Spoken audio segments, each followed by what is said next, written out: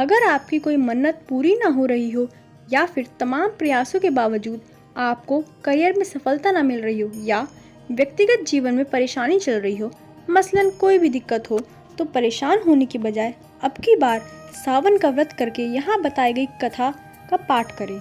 मान्यता है कि सावन सोमवार के दिन अगर व्रत रखकर इस कथा का पाठ किया जाए तो जातकों की मनचाही मुराद पूरी हो जाती है। एक साहूकार था जो भगवान शिव का अनन्य भक्त था। उसके पास धन धान्य किसी भी चीज़ की कमी नहीं थी, लेकिन उसकी कोई संतान नहीं थी। वह इसी कामना को लेकर रोज शिव जी के मंदिर जाकर दीपक जलाता था।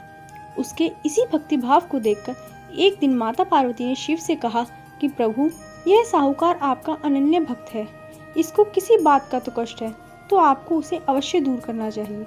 शिव जी बोले कि हे पार्वती, इस साहूकार के पास पुत्र नहीं है, यही ही इसका दुख है। माता पार्वती कहती है कि हे शिव, कृपा करके इसे पुत्र का वरदान दे दीजिए। तब भोलेनाथ ने कहा कि हे पार्वती, साहूकार के भाग्य में पुत्र का योग ही नहीं है। ऐसे में अगर इसे पुत्र प्राप्ति का वरदान मिल भी गया तो वह केवल 12 वर्ष की आयु तक ही जीवित रहेगा। यह सुनने के बाद भी माता पार्वती ने कहा कि हे प्रभु, आपको इस साहूकार को पुत्र का वर देना ही होगा, अन्यथा भक्त क्यों आपकी सेवा पूजा करेंगे।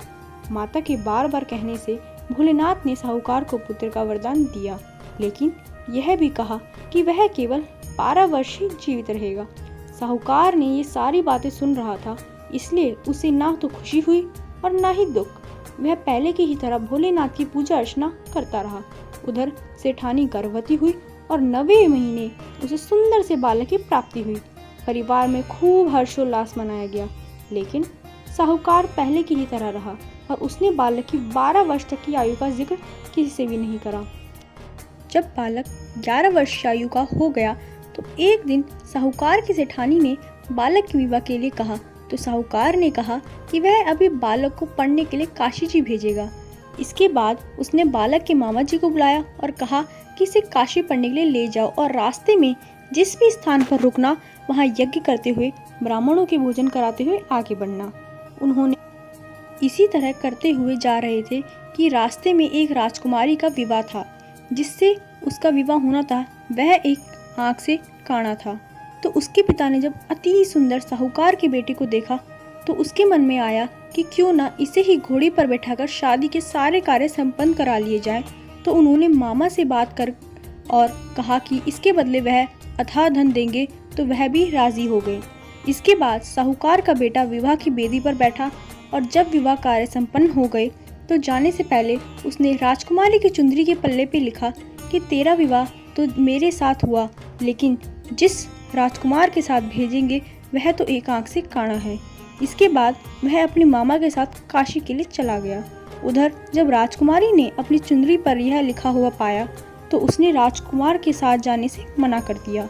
तो राजा ने भी अपनी पुत्री को बारात के साथ विदा करने नहीं दिया।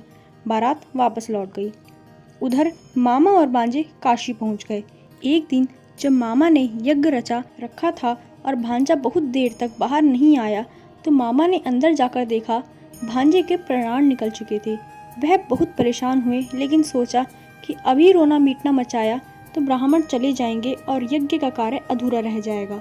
जब यज्ञ संपन्न हुआ तो मामा ने रोना पीटना शुरू कर दिया। उसी समय शिव पार्वती उधर से जा रहे थे तो माता पार्वती ने शिव जी से पूछा, हे प्रभु, ये कौन रो रहा है। तभी उन्हें पता चला कि यह तो भोलेनाथ के आशीर्वाद से जन्मा साहूकार का पुत्र है।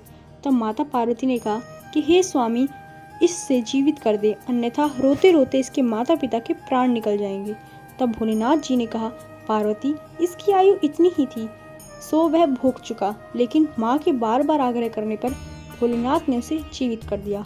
लड़का ओम नमः शिवाय करते हुए उठा और मामा भांजे दोनों ने ईश्वर को धन्यवाद दिया और अपनी नगरी की ओर लौटने लगे। रास्ते में वही नगर पड़ा। राजकुमारी ने उसे पहचान लिया। तब राजा ने राजकुमारी को साहूकार के बेटे के साथ विदा करा और बहुत सारा धन धान्य दिया। उधर साहूकार और उसकी पत्नी छत पर बैठे थे। उन्होंने यह पण रख रखा था कि यदि उनका पुत्र सकुशल ना लौटा तो वह छत से कूदकर अपने प्राण त्याग देंगे। तभी लड़के के मामा ने आकर साहूकार के बेटे और बहू के आने का समाचार सुनाया, लेकिन वे नहीं माने तो मामा ने शपथ पूर्वक कहा। तब वे दोनों को विश्वास हो गया और दोनों ने अपने बेटे बहू का स्वागत किया। उसी रात साहूकार को स्वप्न में शिवजी ने दर्शन दिए और कहा कि तुम्हारे पूजन में से मैं प्रसन्न हुआ। इसी प्रकार जो भी व्यक्ति इस कथा को पढ़ेगा या सुनेगा उसके समस्त दुख दूर हो जाएंगे और मनोवांछित सभी कामनाओं की पूर्ति होगी। भक्ति 9 की ओर से आपको सावन के पावन अवसर की बहुत बहुत शुभकामनाएं। ऐसी ही कथाएं सुनने के लिए और वीडियो देखने के लिए भक्ति 9 चैनल को सब्सक्राइब करें और हमारे साथ जुड़े रहें।